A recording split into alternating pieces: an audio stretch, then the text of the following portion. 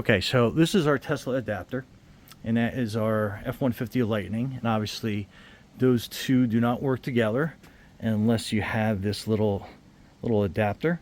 So let me remove the plug and we'll go plug it into the adapter in our F-150. So stay tuned.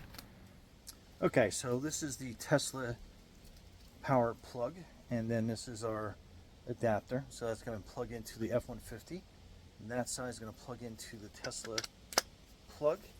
And you do have a lock and an unlock on here. So if you slide that out, slide that to open, you can remove that. Kind of easy. I mean, it's new, so.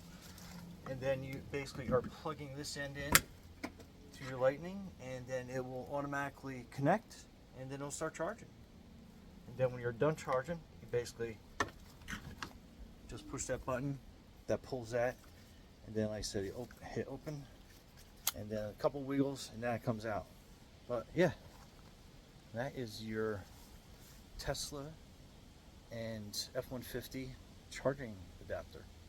Or actually any vehicle that takes a 1772 to a Tesla charger. Anyway, Brian from Garage Hall, thanks for watching, and be safe out there.